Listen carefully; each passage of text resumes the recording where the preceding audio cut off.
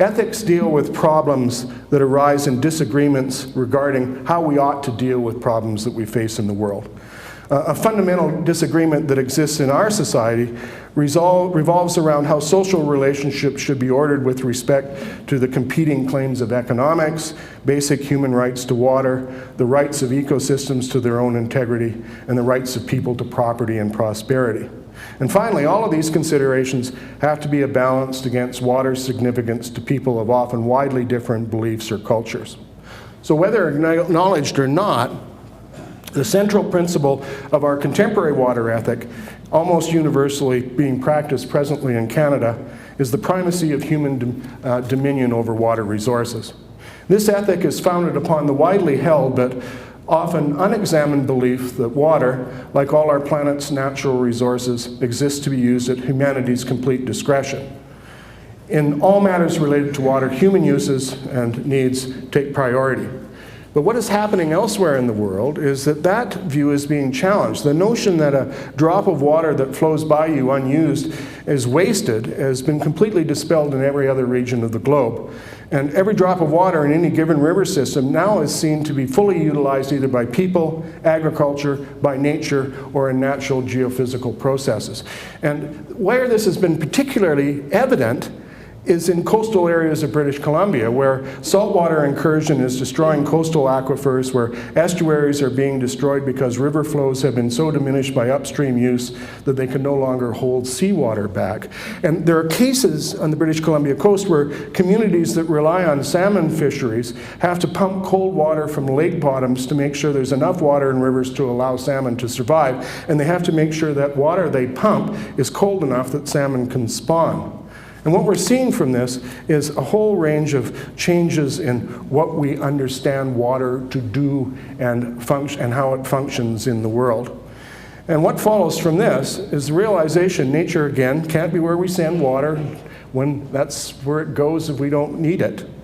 And international examples suggest that we should be providing as much water to nature as it needs while we still have the water available and the time to do so. For once that water is fully allocated to human purposes, I have never seen an example elsewhere that it isn't very, very difficult, even if possible, to get back. So the ethical implications of these realizations are clear. Unless we want to contribute to our own and to global ecosystem decline, our relationship to water has to become a relationship with water. So, if Canada is to have a new water ethic, what might it be? Well, all sorts of principles come to mind, so I'll presently and briefly present only 5. Water ethicists, I think you need to go ahead one. That's good, okay. Water ethicists maintain that a partnership ethic where nature is our primary partner is required. And with this relationship, notions of the greatest good to the greatest number expand membership outward beyond our species. And as Carolyn Merchant has famously argued, sooner or later fish have to be at and not just on the table. An ethically based water policy must begin with the premise that all living things have equal rights to enough water to assure their survival before some get more than enough. Respecting the human right to water isn't the burden that it's often made out to be. It involves a public and private sector commitment to equitable, universal access to water, affordable water pricing, and mandatory legally binding drinking water standards. Respect for First Nations values and rights has to be the starting place, at least, for the creation of a new Canadian water ethic, because any other approach disavows the history and connection of Indigenous people to the lands and waters across Canada.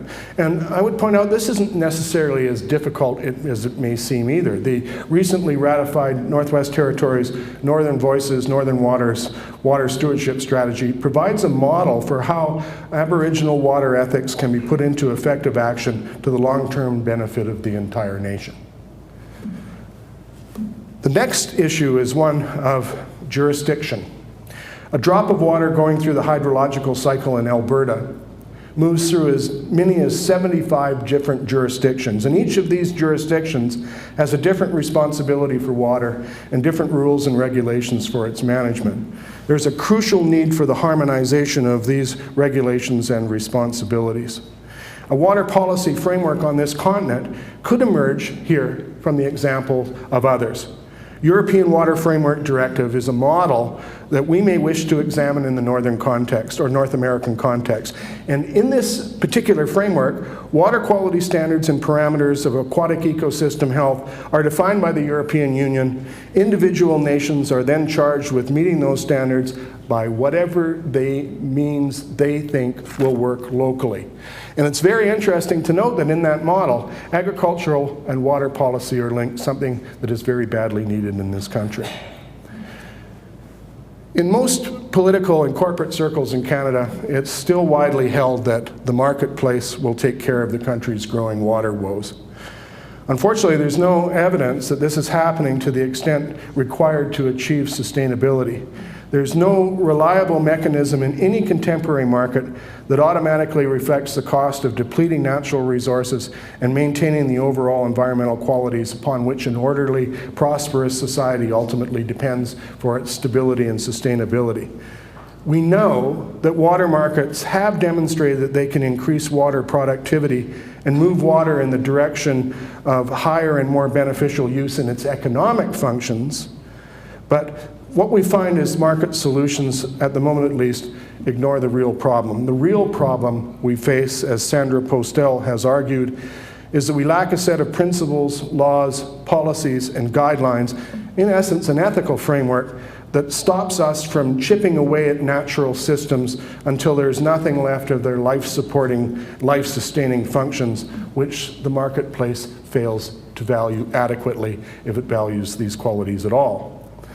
So, okay, at last, I promised to mention a few things that Canadians can do to bring a new water ethic into existence in this country. Well, there's 6 things that I'd like to propose. I propose these things generally, and again, I'll talk a little bit later more about your specific situation. First, pay attention to where your water comes from and how much you use. And I was very delighted to see that your water management plans know that. But the people who live in a community need to know that too. Second, treat water as you would power. You turn off your lights to save electricity, so why not turn off your tap to save water? Third, respect the fact that a great deal is done to provide Canadians with reliably clean and safe water supplies, especially in our major cities, and act accordingly. And the reason why I bring this up is that we have this strange mindset in Canada that we need to buy bottled water because there's something fundamentally wrong with the reliability of our tap water. We spend billions on that. And bottled water in places where you already have good, reliable supplies, buying bottled water is a triumph of marketing over common sense. Thirdly, next, if I could please, don't use your toilet as a garbage can. This is a functional sanitation system is central to making life possible in a crowded world. And we take for granted these things, but I must tell you, viewing the rest of the world, you have a problem with these systems, and then you really have a slide in your society and its quality of life. Next, know that water is going to be increasingly precious in the future and act accordingly. If you think you have water woes now and tensions over this, if water supply security changes and water availability is less reliable, you can be looking at California-style situations very quickly in the Canadian West. Finally, cultivate political leadership that will press for wholesale change in our water ethic.